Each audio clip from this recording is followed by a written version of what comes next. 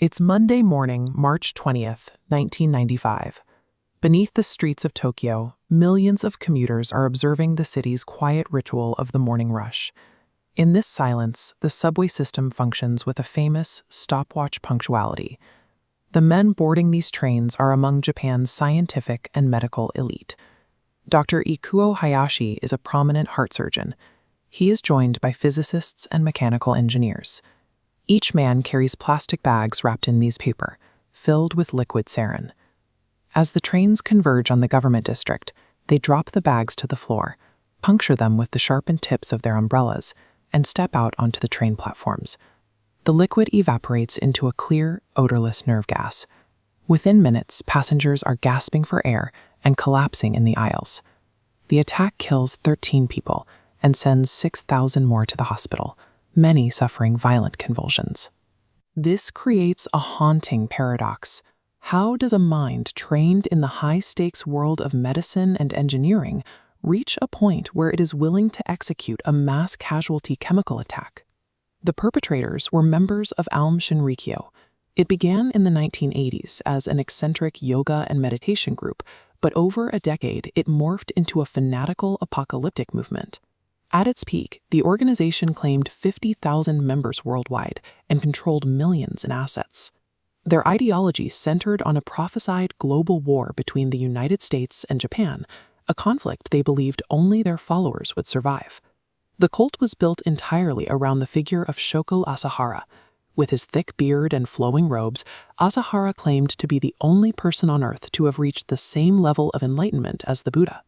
The devotion of the group's elite membership, the scientists and doctors, was tied directly to Asahara's personal charisma and his specific vision for the end of the world. The Tokyo attack was the moment Asahara's internal world finally and lethally collided with the public reality of Japan. Shoko Asahara was born Chizoa Matsumoto in 1955.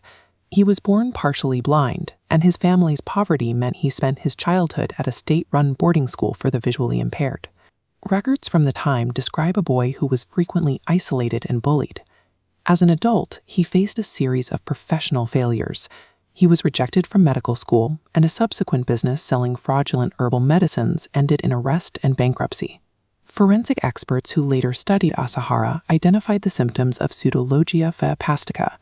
This is a pathology where elaborate, grandiose lying overpowers a person's grasp on objective reality. In Asahara's case, he structured his entire cult into a rigid hierarchy to reinforce his private delusions. He also displayed traits associated with the dark triad: an absolute lack of empathy, intense narcissism, and a drive to exert total control over others. Aum Shinrikyo wasn't a conventional religion. It was an architectural extension of Asahara's own ego, built to insulate him from any future rejection or failure. To maintain this control, Asahara developed a theological weapon to bypass his followers' moral instincts: the doctrine of Poa. He claimed that if a person was accumulating bad karma, killing them was a merciful act that saved them from eternal suffering. This logic was reinforced through physical breakdown.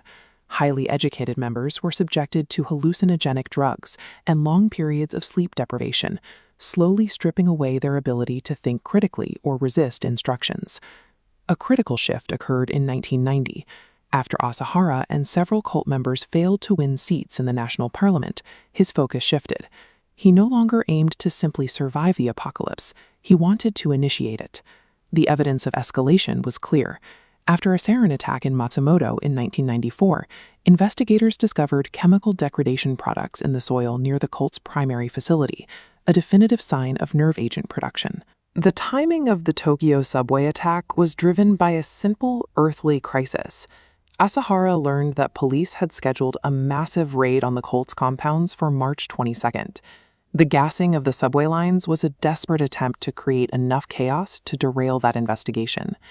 Despite the cosmic scale of the cult's prophecies, their ultimate act of terror was a panicked maneuver to protect the leader from arrest. The plan failed. 2 days after the subway attack, police raided the Aum facilities and discovered a sophisticated chemical weapons plant. They found enough materials to produce massive quantities of VX gas, anthrax, and botulism toxin. As the law caught up, Asahara was found hiding in a small concealed compartment. He appeared detached and unbothered, as if the reality of his arrest didn't quite reach him. During a trial that lasted 8 years, Asahara refused to engage with the proceedings. He spent his time in court muttering incoherently or sitting in total silence. This behavior left psychologists with a difficult question. Had Asahara's mind finally broken under the weight of his own lies, or was he malingering, faking a mental collapse to avoid the death penalty? In either case, the outcome was the same. He was a man who had either manipulated the truth until his own mind failed, or one who used his final days to act out a fiction he refused to abandon. The legacy of the attack remains a subject of intense debate in Japan. It forces a difficult conversation. To what extent can highly trained professionals be held responsible when they act under the influence of such total indoctrination?